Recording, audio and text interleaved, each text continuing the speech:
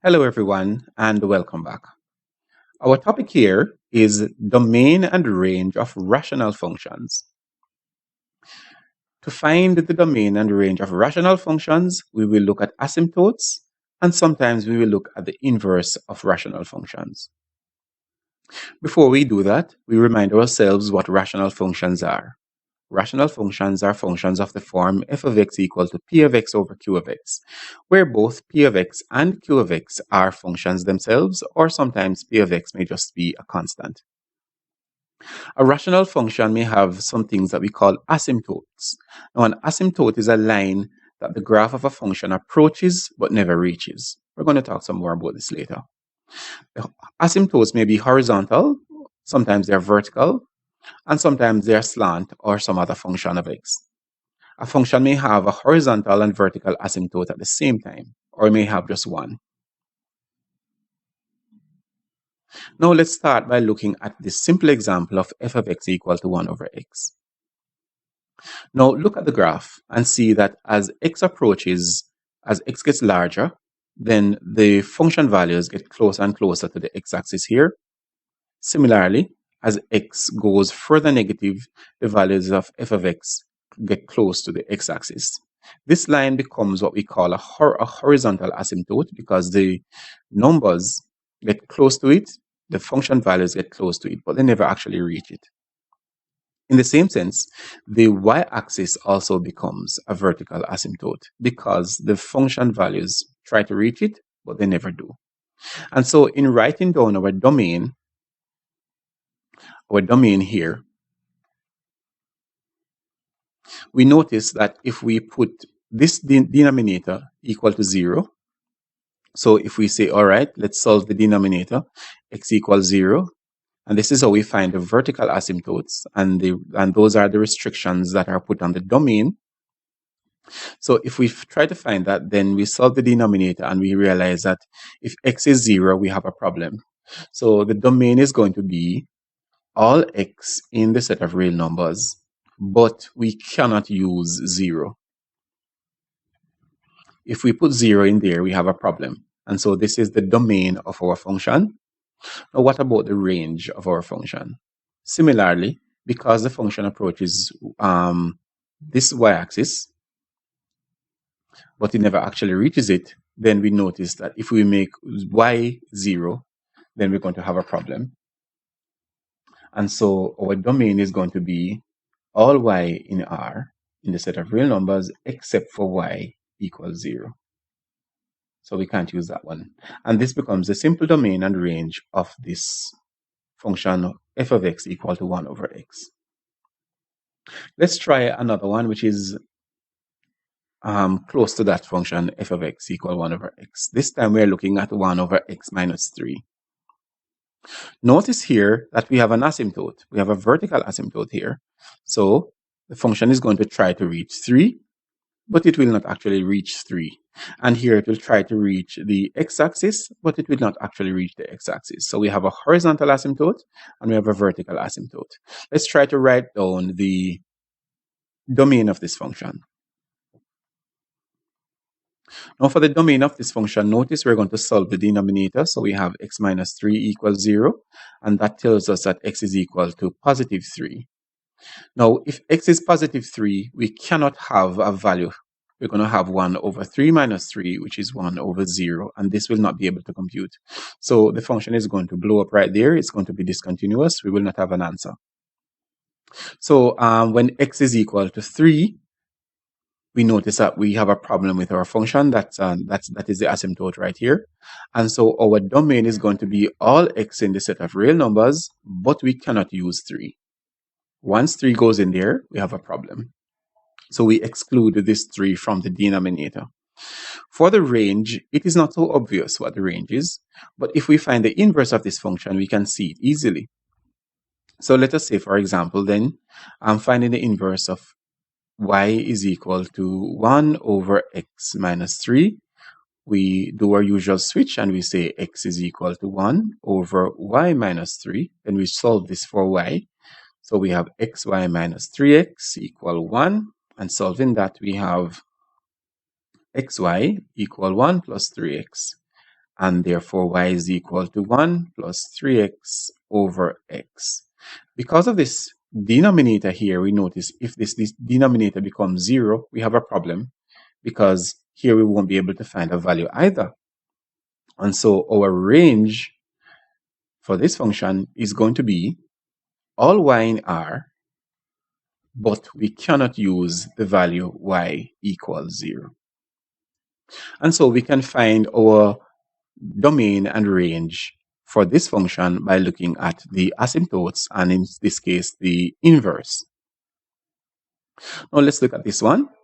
Here we have the function x minus 2 over x plus 3. And looking at it, you realize that there's an asymptote right here. And they should be easy to find, because once you look at your denominator, you realize that if you put a negative 3 here, then you're going to have a problem. And this is exactly where the vertical asymptote is. It's a line that the function will approach but never reach. So let's write that down. So in terms of looking at our domain, remember you solve the denominator. So you say x plus 3 equal to 0, and therefore x is equal to 0 minus 3, x is equal to minus 3. And because x is minus 3, then we know that we cannot put that in the domain. So the domain is going to be all x in the set of real numbers, but we cannot put, in this case, we cannot put negative 3. Now let's try to find the inverse of this and see if there are any values that are excluded from the range. We can say then y is equal to x minus 2 over x plus 3, and therefore we switch them up and say no, x is equal to y minus 2 over y plus 3, and do our multiplication there. Xy plus 3x is equal to y minus 2. We can rearrange this by saying here 3x plus 2 is equal to y minus xy, and factoring out our y there, we end up with y into 1 minus x. And so our inverse function, f inverse of x, is going to be 3x plus 2 over 1 minus x. Now, what if we solve this denominator 1 minus x equals 0? We realize then that x is 1. And so if we put 1 in there, we're going to have a problem. So the range of this is going to be all y in R, but we cannot put this value in there, y equal to 1. So if y is 1, then we have a problem. And we can see that by looking at the function itself and looking at the asymptotes. So if we divide both the numerator and denominator by the highest power here, which is x, then we're going to have x over x here, which gives us 1, and x over x here gives us 1. Let me just write that a little differently. So divide both here and here by x, we get 1 minus 2 over x and 1 plus 3 over x. So as x gets larger, this will head to 0, this will head to 0, and will head to 1 over 1. 1 over 1, you know, is 1, which is the same as this value. So we could have spotted it from looking at the asymptote here, that if you try to put 1 in the range, that it wouldn't work because the function doesn't actually reach 1. So it heads down, it heads close to 1, but it never actually touches 1. And here it will rise and go close to 1, but never touches 1. And so this will be our domain and our range. Let's look at one more example. Here we have f of x is equal to 1 over x squared minus 3x. And so to find our domain, let's look at the domain. We have to solve this denominator of x squared minus 3x. And here we have a simple quadratic. We say x therefore into x minus 3 equals 0. And therefore x is equal to 0 and x is equal to 3. And our domain will have this restriction on it because we cannot put these two values in the domain, which is why I notice that this line, the y-axis, acts as an asymptote, x equals 0. And this line, x equals 3, is also an asymptote. So the function cannot reach there, which is why it looks like this. And so our domain is going to be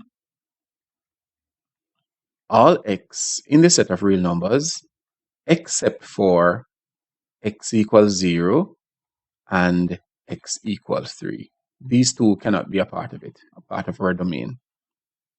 Looking at the function also, we can realize that the values of x head close to this number. It's heading close to the x-axis, which is y equals 0. So it's heading close to this, it's heading down, it's heading close, but it's not actually going to reach it, heading down. As x gets further and further from in the positive direction or in the negative direction, then we realize that it's heading close to the x-axis, which is the line y equals 0. And that is telling us that the number 0 will be excluded from the range. And so our range is going to be all y in R, but we cannot include that number there. And so this is how we go about looking at the domain and range of rational functions. It may be useful if you have a graphing calculator that you can use to graph these rational functions and look at how they behave. If you have a graphing calculator, that's great. You can use it, play around with it and see how it works and try to look at those rational functions. If you do not, there are some very good graphing calculators online, such as the one at Mathway. You can just Google Mathway graphing calculator, and you can use that online for free. If you haven't subscribed to the channel, then please do before you go, so you can be notified when new material is posted. Thank you always for watching. Continue to work hard.